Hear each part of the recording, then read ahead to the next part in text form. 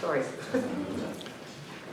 Laura Lidons is a professor in the Department of History and Civilization at the European University Institute, where she holds the chair in the history of gender and sexuality. And she's also lectrice d'études à l'École des hautes études en sciences sociales, where she holds the chair La gestion sociale France-Angleterre, 20e siècle.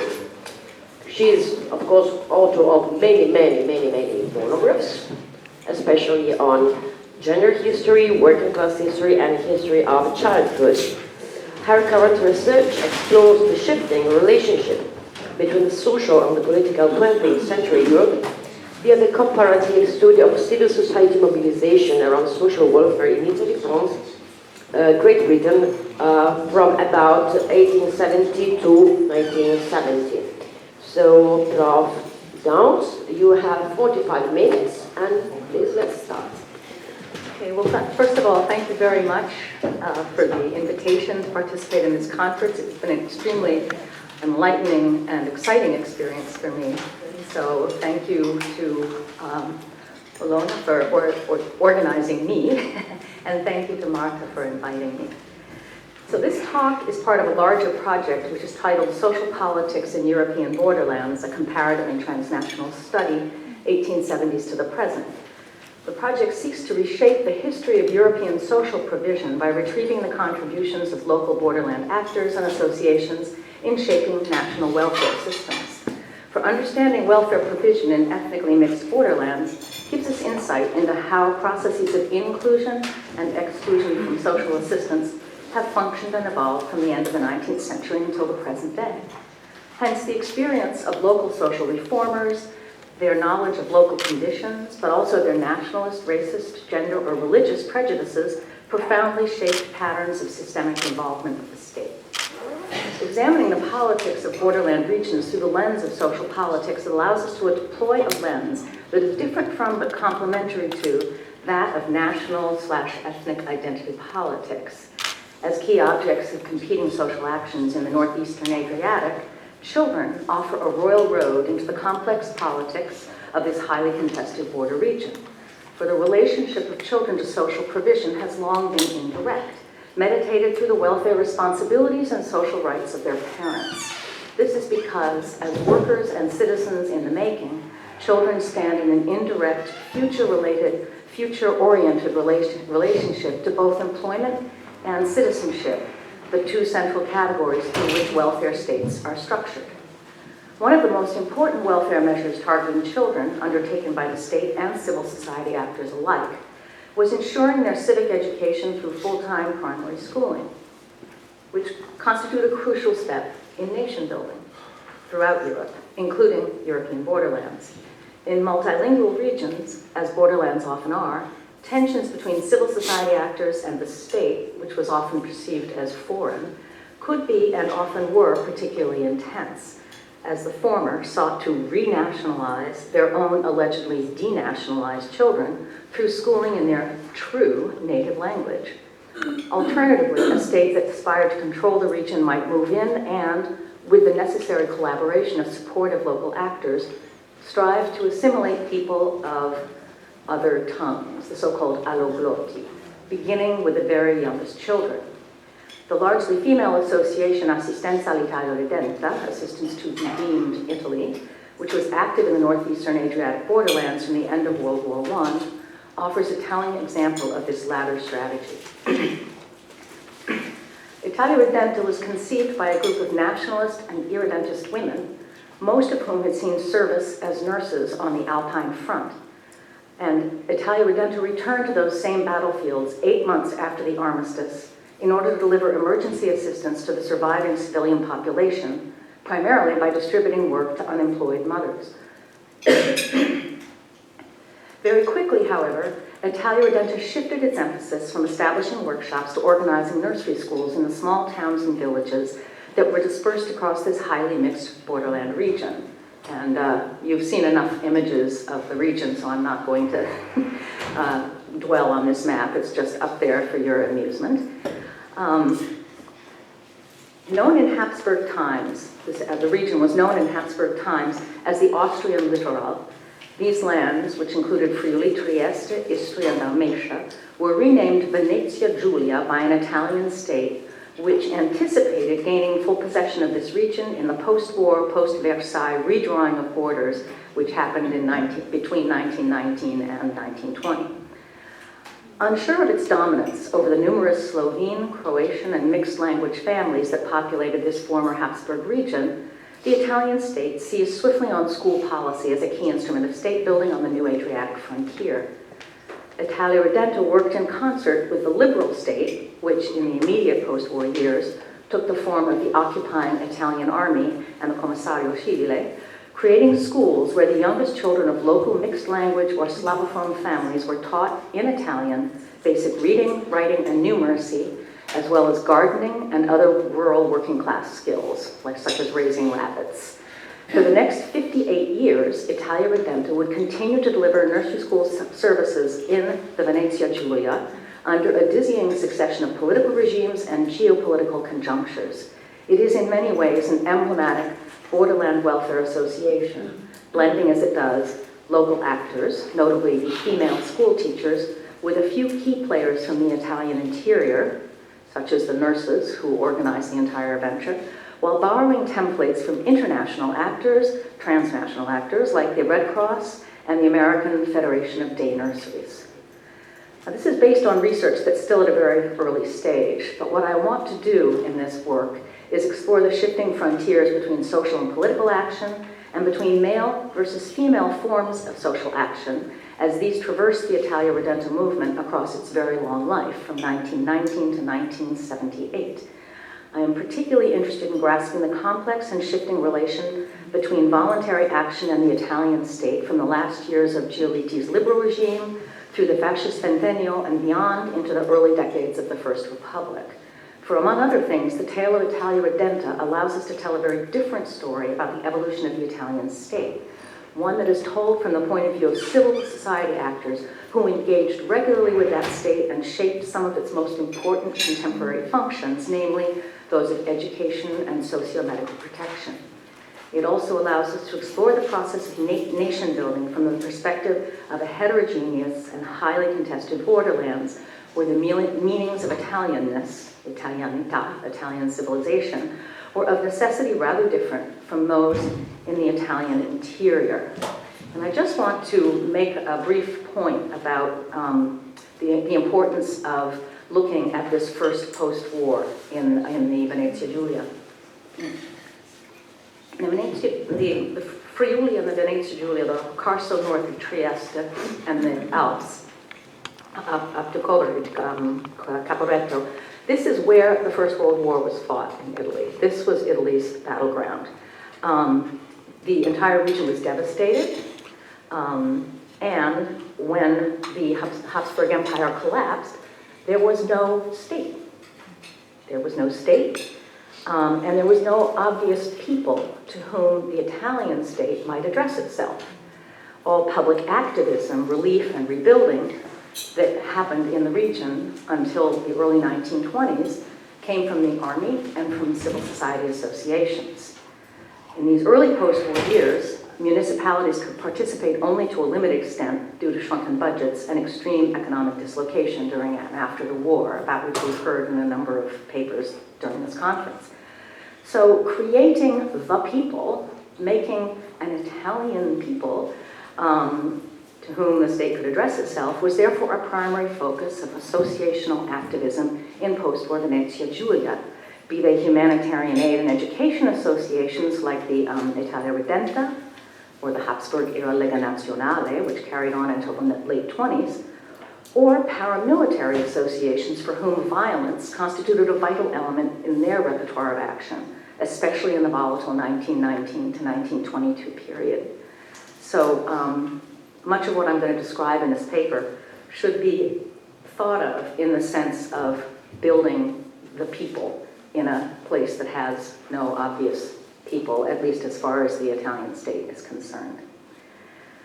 So in July 1919, the first 18 volunteers from the Opera Nazionale Assistenza all'Italia Redenta, or ONER, all of them women, arrived in Trieste, spearhead of a carefully meditated socio-educational initiative in the impoverished, war-torn Venezia Giulia. For nearly 4 years, this frontier district, formerly of the recently vanished Austro-Hungarian Empire, had seen some of the most punishing battles of the Great War. Those who remained, when the fighting finally stopped, were a bombed-out, malnourished, and underemployed population of Italophone, Slavophone, and mixed-language families, ill-housed when not entirely homeless altogether, whom the Italian government was eager to welcome or force into the newly expanded nation. Nearly 2 years before the frontiers of this borderland region would be settled, the women of Italia Redenta, most of whom had seen service as nurses on the Alpine front, seized the initiative and redeployed their skills in a program of immediate relief to these distressed families. Beyond the emergency distribution of food, clothing, and medicine, lay a longer-term socio-educative project administering to the region's very poorest women and children, with an eye to conquering their loyalties for Italy's expansive nationalist program. At a time when aid organizations were proliferating rapidly in the Venezia Giulia, some of which, like the Habsburger Lega Nazionale, which had been quite active before the war, Italia Redenta had to define its niche very carefully in order not to duplicate, let alone compete with its colleagues in this domain. As many of the already active organizations targeted children of primary school age, particularly orphans, who made up fully 2% of the local population, Italia Redenta set its sights on a younger population, creating nursery schools and maternal and child health services that were all linked to those same schools. Here, the women of Italia Redenta fed, clothed, and educated in Italian the young children aged 3 to 6 of local Slavophone and mixed language families, while offering their mothers paid work making clothing in the organization's numerous sewing and knitting laboratories, workshops. I should point out that despite the occasional honeyed words and a proposal that the ONER floated for collaboration with the Lega Nazionale, proposing to join forces in, I quote, the supremely patriotic project of igniting the flame of Italian civilization among the allogeni, literally people of foreign genes, Italia Redenta engaged in increasingly direct competition with the Lega during the mid-1920s, ultimately taking over the latter's long-standing network of 80 schools in the region in 1929 to 30. I'll say a little bit more about that later. In a region ravaged by malaria and tuberculosis and beset by high levels of malnutrition, the women of Italia Redenta were immediately obliged to expand their mission to include badly needed medical services to mothers and young children. And these latter were delivered via a network of dispensaries and walk-in clinics that were attached to several of the larger ONER nursery schools, as well as through the organization's Casa Materna, Mother's House, on the Via Manzioni in Trieste, where 16 mothers, most of them unwed, and 22 nurslings, some of them orphaned or abandoned, were housed and cared for by the ONER staff.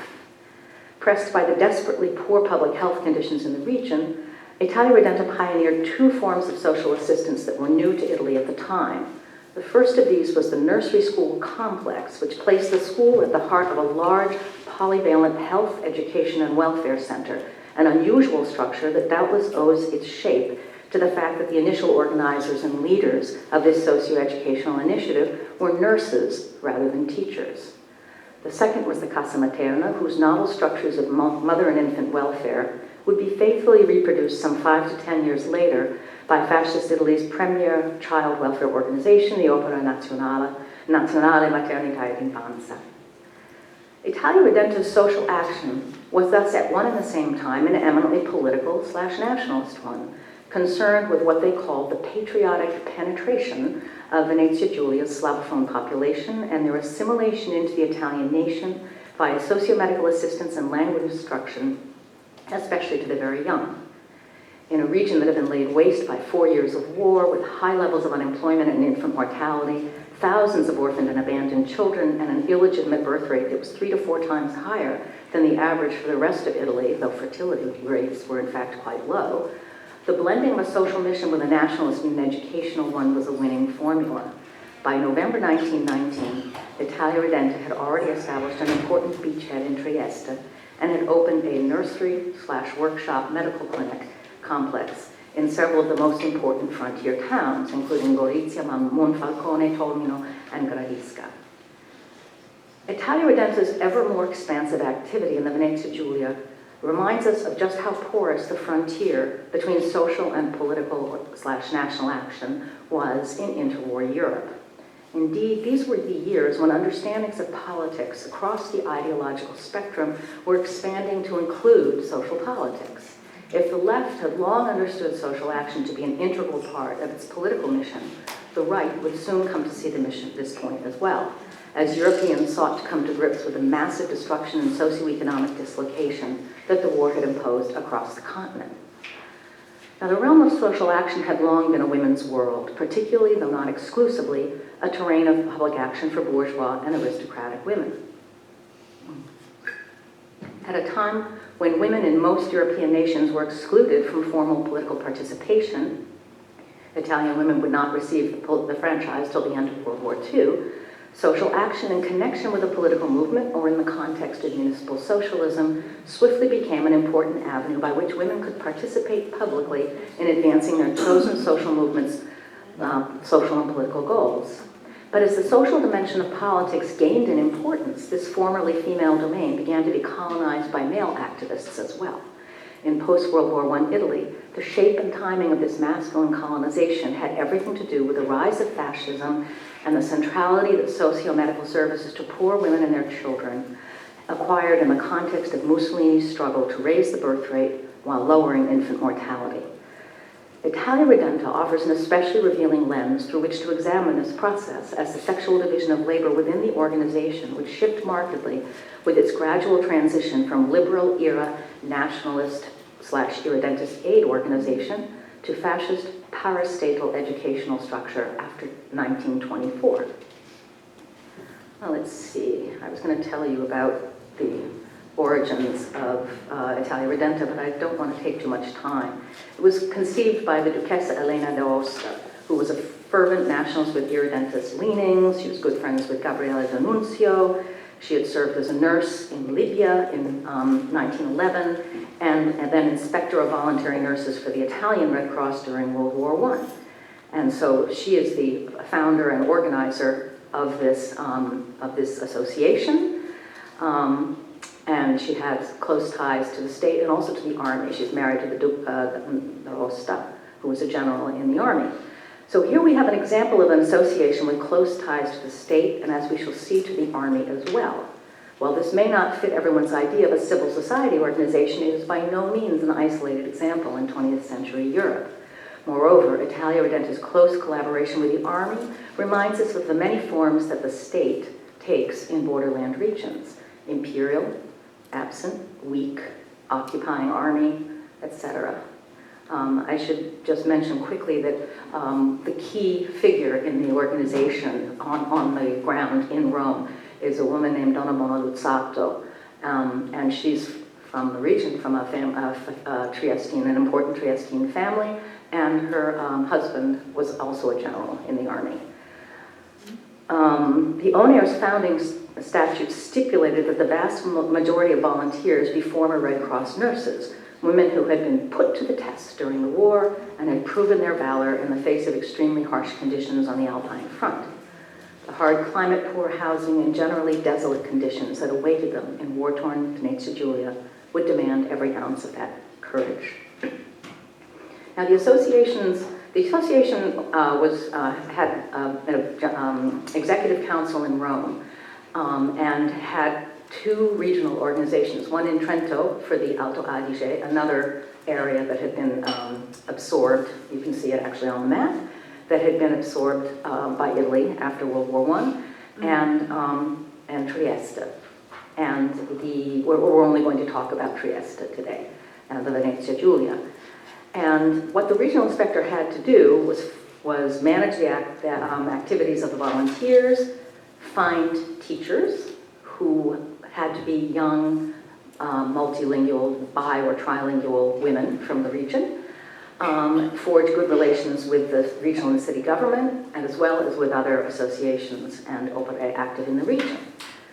Now, the first such inspector lasted just a few months. She was the Contessina Gliucci. She arrived during the summer of 1919 with 17 volunteers, But very soon after their arrival, D'Annunzio organized his infamous March di Ronchi on the 11th, 12th of September 1919, a march from the town of Ronchi, which is where the Trieste airport is, for those of you who flew in, a march from Ronchi to Fiume, Rijeka. And they were doing this in order to support an uprising by Rijeka's Italian population, which hoped to join their multi-ethnic city to Italy. And Italia Redenta's volunteer company gladly accompanied him, supporting his seizure of the city by distributing material and medical aid to local citizens during the initial weeks of the Fiume adventure. By late September, early October, however, Italia Redenta volunteers had withdrawn from Rijeka and returned to Trieste in order to develop their local operation. Although Italia Redenta would swiftly implant schools and clinics throughout the Venezia Giulia and along the Istrian Peninsula, they would not return to Fiume Rijeka until the early 1930s. Although I should point out that in 1920, they did consider opening a nursing room in the city's tobacco factory, but this came to naught. The nursing rooms were one of the social services that was invented across Europe during the First World War. They were a spectacular failure. By the end of August, the Contessina saw herself replaced by the decidedly non-aristocratic but very experienced Clara Valli, who during her 3-year tenure during ONAIR's crucial years created many of the policies that would govern ONAIR action on the ground. The role of regional inspector was extremely powerful as she was head of all operations on the ground. Roman oversight was very distant, and the Executive Council trusted her implicitly. I should also add that during the strikes of 1919, 1920, the Bienni Rosso, there was very, very little train service and very little postal service. So contact between Rome and its 2 regional centers was extremely episodic, and this gave the regional inspector an enormous amount of autonomy, which only increased as their knowledge of local conditions grew greater. So what Valli did in her first few years, she established a practice whereby less experienced volunteers were paired with trained Red Cross and social work professionals so they might learn the work more quickly. By the same token, she refused to take voluntary workers for less than 3 months, given the amount of time it took to train them. This effectively weeded out any dilettantes and ensured a high level of commitment among the volunteers. But she also left a second important legacy from her years as regional inspector. As the network of ONAIR nursery schools expanded to 8 by the spring of 1920, she began sending the neediest and most physically fragile children to Colonie Marine along the Adriatic coast for a month each summer, aided by a generous subsidy of 20,000 lira from the Ministry of Public Health, which subsidy was renewed annually. During the early 20s, some 80 to 100 tiny children left home each summer for a cura marina by the sea. They returned robust and in remarkably better health to families that were fully satisfied with the treatment offered to their little ones. Finally, Clara Valli brokered a very advantageous deal with Professore Iacchia, head of the local Opera Orfani di Guerra, that allowed her to move ONAIR headquarters from their sadly dilapidated building on the Via Franca and join the Orfani di Guerra in a larger, more comfortable, and crucially more hygienic facility on the Via Mansioni. It was here that Inspector Valli would officially establish the ONAIR's Casa Materna, transferring the 22 nurslings and 16 desperately poor and malnourished mothers who had been parked provisionally in the decrepit Via Franca premises to lodgings actually worthy of the name. She also profited from the association with Professor Iacchia, who was an expert in child medicine, to establish ONAIR's first professional training courses intended to give volunteers and staff further training in infant hygiene and care, puericultura, and in practices of child assistance more generally. I should say that the Italia Redenta was made up of volunteers whose expenses were paid but who were not salaried, and people, the teachers who were all salaried, albeit very poorly, and salaried staff. So it's like many associations of volunteers, it's a mixture of paid and poorly remunerated staff. Okay. Now, Valli's activism around the Casa Materna and the collaboration with Professor Yakia remind us of the crucial role that well-chosen opportunism on the ground played in the success of a venture such as Italia Ardenta, whose success rested on the ability of local activists to cultivate ties with individuals and institutions already active on the terrain. But it also reminds us of the importance that ONAIR attached to technical training, professional qualifications, and scientific social work as a means of distancing their association from earlier traditions of charitable ladies. Okay, let's see. The Army both called upon Italia Ridente to organize nursery schools and medical clinics in particular places, such as the shipbuilding town of Duino. But they also gave material assistance. Notably, they would commandeer baracche, empty buildings, for Italia Ridente. And the first workshop and nursery complex, founded in the frontier town of Gorizia, they were given 2 baracche for the school and the medical center, and +1 for their supplies. And so the Army gave them access to buildings, but the fact that so many buildings had been destroyed during the war meant that many women had to work at home. And so the Italia Ridente would distribute materials to them, but the lack of rolling stock made that a problem as well. And the Army stepped in by giving them access to military trains, free passage on military trains, so they could distribute work to the neediest families. Now, ONAIR's nationalist active on the early education front was by no means a novelty in the linguistically mixed borderlands of the former Habsburg Empire. On the contrary, Slovene nursery schools have been established throughout the region during the decades leading up to the war, and local Slovene activists did what they could to reopen those schools after the armistice.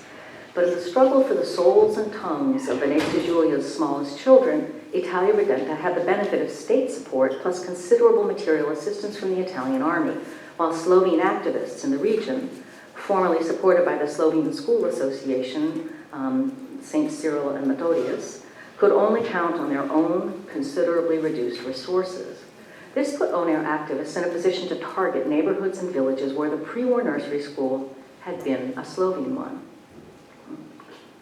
And I quote, "The committee in Trieste proposes that the opera open under its own sign a nursery school that is currently closed in an ultra-working class district of Trieste, Rozzolo, which is in desperate need of healthy Italian moral propaganda," declared the regional committee secretary Argentino in June of 1921.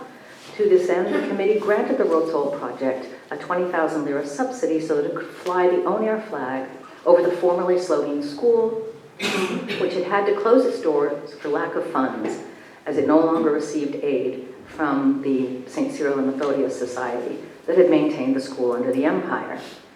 "It has all the necessary furniture, which they would cede to us," concluded Argentino on a smugly confident note. After an initially strong implantation, growing political and economic crisis throughout Italy in 1921 to 22 obliged ONAIR to interrupt its planned expansion and retreat to a simple holding operation. In the fall of 1922 came additional bad news. The government subsidy of 180,000 lira per year that had allowed ONAIR to maintain that holding operation was about to be cut to 100,000, a move that would surely paralyze ONAIR activism. Fortunately for ONAIR, the ascendant fascist regime with which a number of ONAIR stalwarts had close ties soon stepped into the breach and assured ample funding over the next 3 years. Once again in a position to wage a ground war, village by village, for ONAIR against existing Slavophone nursery schools, Italia Ridente rapidly expanded its networks of schools, workshops, and consultoria across the region in 1923-4, while defending existing schools on a linguistic frontier. "It is essential that this nursery school not be abandoned," wrote the secretary of the Padova committee to the Marchesa Bettina Casanova of the school in Vevinduino on 20th of May 1923. "We must keep it even if it demands sacrifices, otherwise it will become a Slavic nursery school," end quote. And the Devian nursery school was indeed hotly contested, as journalists of the region's premier Slovenian newspaper Edinost underscored in September 1924, quote, Since 1890, hundreds of thousands among our parents have been just like foolish flies when faced with denationalizing spiders like Lega Nazionale or ONER, sending their children year after year into the denationalizing webs of non-Slavic kindergartens, where they are taught to despise all that is ours and authentically Slavic. Italia Redenta alone has set up kindergartens in the following municipalities. I won't bore you with the list, it goes on forever, and proudly boasts how successful they've been, especially among children of other nations, other kin. The kindergarten in Tolmin has 52 children, Kobarid has 32, Idria 100. They were least successful in Devin and Kanal, which are the two municipalities with the most nationally conscious parents, end quote. Several months later, the council delegate Bonaluzzato reminded the regional inspector that His Excellency Mussolini has urged us to redouble our efforts in La Slavia, and especially in the area around Isonzo, for the real purpose of the opera lies in the aggressive patriotic penetration of these Slavic centers. As we shall see below, war's position in the former Habsburg littoral raged particularly strongly in these years of rapid, indeed aggressive, ONER expansion. The following October 1924, the young fascist regime decided to transform ONER into an ente morale, that is to say, a public body with private civil society origins that performs work that the state has identified as strategic. At the same moment, the Gentile law of October 1923, an education law, was already transforming the status of nursery schools all over Italy, which were henceforth attached to the public elementary schools and given a new statute, that of preparatory elementary grade. But nursery school was not obligatory. That wouldn't come until the late 1960s. So it was not obligatory, but where it existed, it was preparatory elementary grade. Under this law, ONER nursery schools were given the official task of Italianizing children in the frontier territories of Venezia Trentina, around Trento, and Venezia Giulia. From this day forward, ONER would receive subsidies from the Ministry of Public Instruction while retaining its autonomy as a private organization. The Gentile law spurred a profound transformation of the ONER, which henceforth sought to professionalize its staff not only on the socio-medical front, but on the pedagogical one as well. Well aware of the youth and experience of the young women teachers whom ONER had recruited from the immediate environs, the Opera decided in 1926 to inaugurate its first summer classes in the burgeoning field of kindergarten teaching. The development of summer training courses coincided with the Opera's larger pedagogical turn in favor of the child-centered methods of the sisters Agazzi, Rosa, and Carolina, who were from Brescia. The Agazzi's intuitive methods for pre-primary school teaching shared a number of features with other new pedagogies of the era, notably that of Maria Montessori, but the Agazzis placed the emphasis on the teacher's maternal mission, which was conceived in quasi-spiritual terms. And let me just say a couple of things about the teachers. As I mentioned, they were young women from the region. They were all young. They were very poorly paid. They were paid 300 lira a month in the period 1919 to 24, and then 400 a month from 1925 on. They did have pension payments and some health coverage. They were well educated. This is the legacy of the Habsburg Empire. They all had the primary school teaching certificate, and at least 10% were trained already in the Froebel and Agazzi method that ONER supported. They had, their job combined all the different aspects of the ONER mission. So they had to teach the children, they had to prepare their lunch, because the children were fed lunch every day in these schools. Pasta in brodo, minestrone, riso al latte. They also had to give the very scrawniest children a cod liver oil cure, which I'm sure they adored. This was seen as a cure for tuberculosis. And they had to create good relations with parents and the sindaco, the mayor.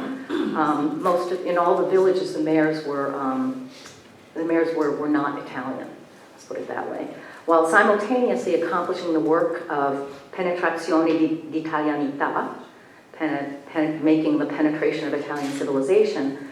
But they had to do this all without being seen to do this propaganda work. In other words, they had an impossible mission, and they weren't very well paid for it. Let me say a few things about the Agazzi method. How much time do I have left? More or less 10 minutes? Okay, great. I'm going to say a couple of things about the Agazzi method and, no, actually no, I'll tell you about it later. It's very, very interesting, but I'll tell you about it in the answer, question, whatever part.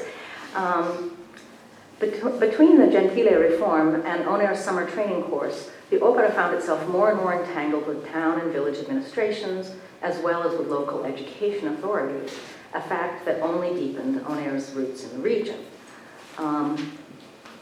Moreover, the Gentile reform and the opera's transformation into an ente morale poised the Oner for further expansion during the middle years of Mussolini's regime.